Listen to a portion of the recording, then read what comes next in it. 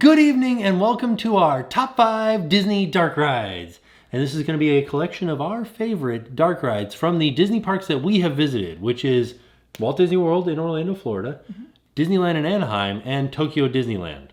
Now, these are just our favorites. So these are just our opinions. They may not match with yours. They might not be the most technically advanced dark rides. They might be the most technically advanced dark rides. Some of them we just have a personal connection to, an emotional connection to. So I don't know. I'm excited to see how our lists differ, and I'm excited to see how your lists differ from ours. Yeah. So let's get into it. So my number 5 is actually over in Tokyo Disneyland in the Tomorrowland section, and it is Monsters, Inc. Ride and Go Seek. Now this attraction was built in 2009 and it is very, very fun. The idea is that you have to go around and you're playing flashlight tag, and Sully wants Boo to play along, but she's not really into it. She's more into like exploring around the city, and Randall is after her to catch her and try to harvest her screams.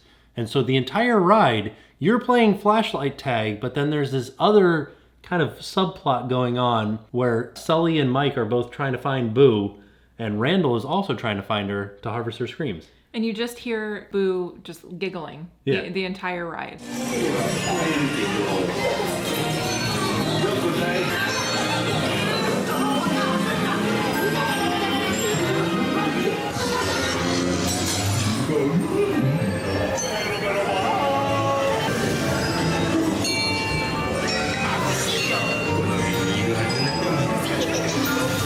That's awesome. So it's very like cute, but also really cool. And it was a little bit hard to understand what was going on because it was all in Japanese.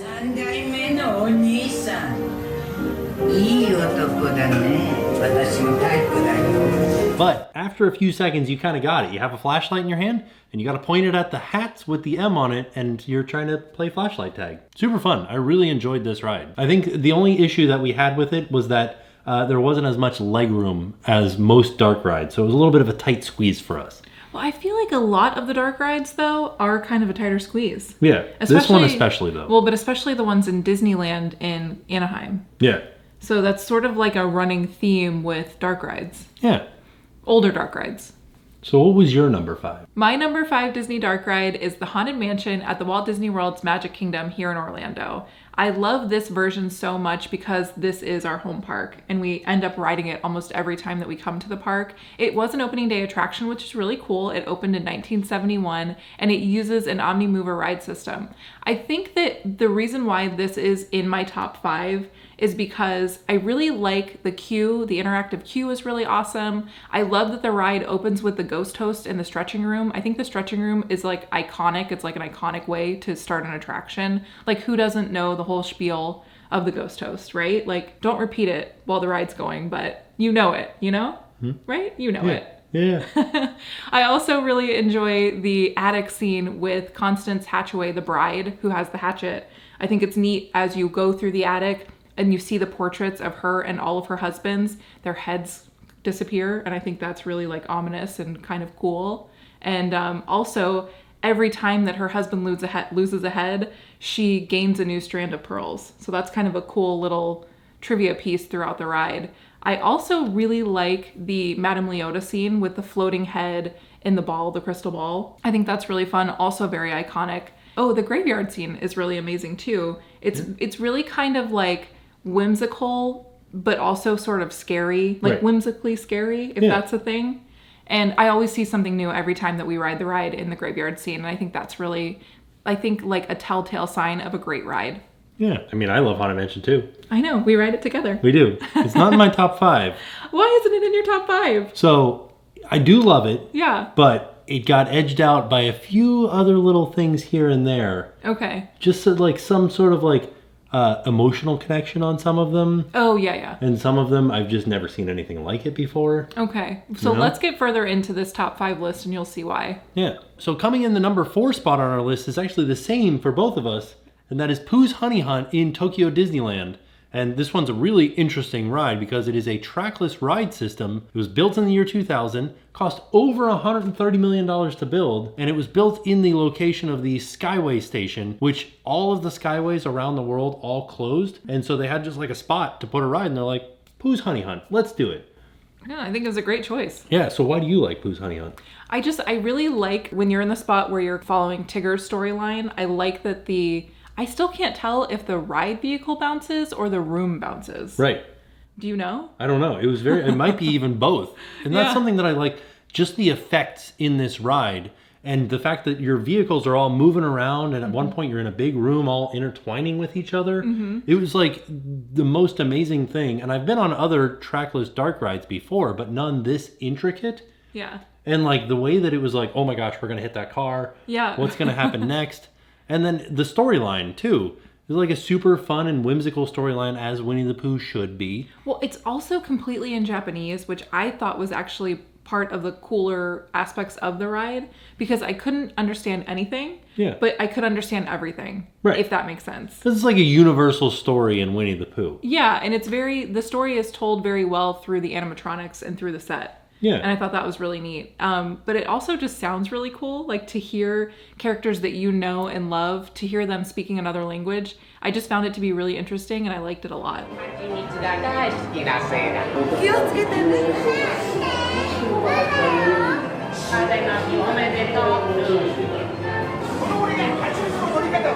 Yeah, and I also like the queue too, where you kind of start out in Christopher Robin's garage, and then you end up going into a book, and you're kind of walking through the pages of a book, and then you get on the ride.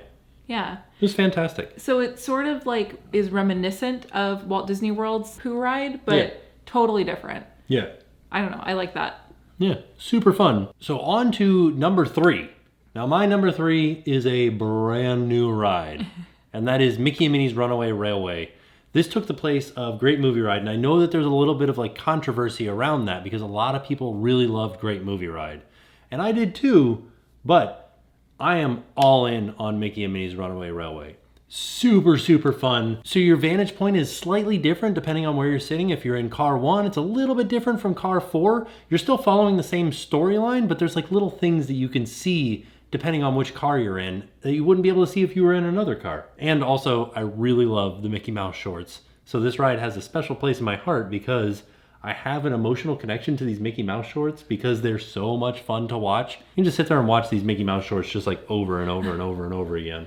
This was kind of a polarizing ride though, because not everybody loves the Mickey Mouse shorts. Right. Not everybody loves the animation style, I should say, of these Right. Mickey Mouse shorts.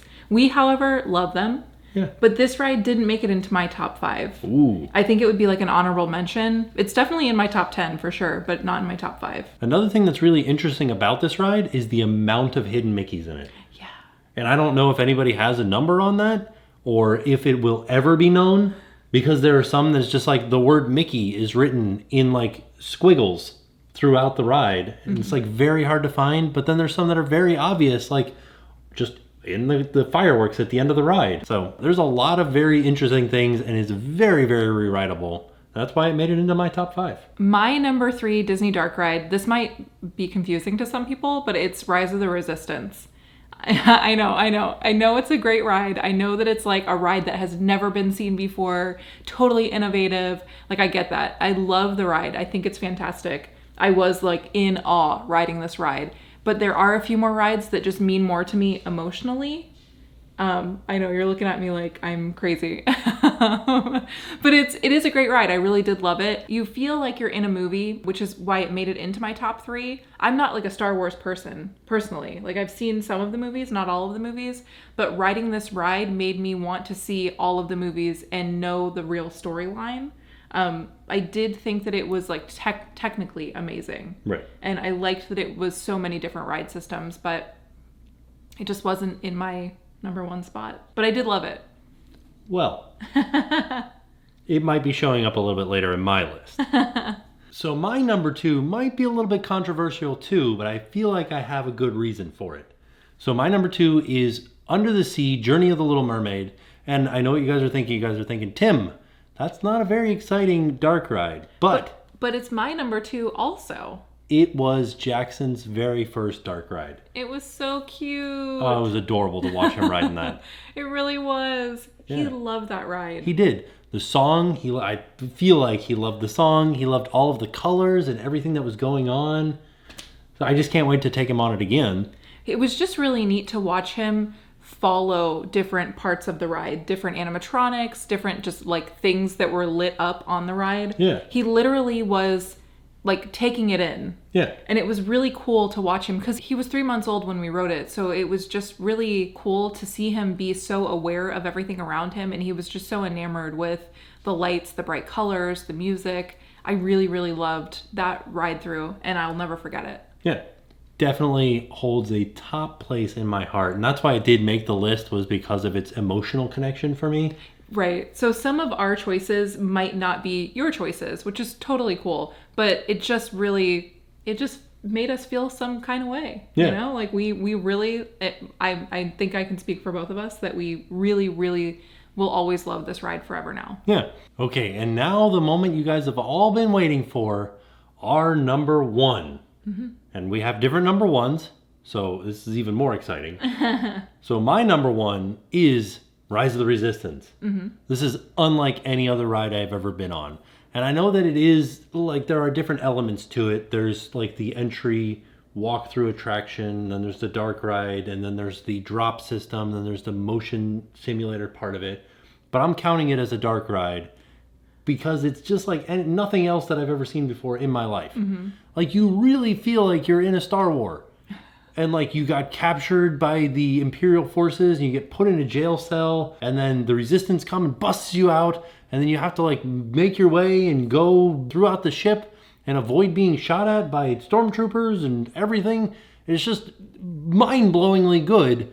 And the effects in here are fantastic. We also found out that there are 65 animatronics in this ride. 65 animatronics, that is a lot of animatronics. And I do highly recommend this ride. If you're making your way to Orlando, I definitely recommend you try to get on this ride. It is definitely worth the wait. I agree 100% with what you're saying. That's why it made it into my top 3, but it's not my number one.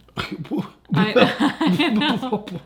What? My number one is a ride that is like near and dear to my heart, and it was the very first dark ride that we rode on our very first trip to Disneyland. Okay, I guess this one gets a pass.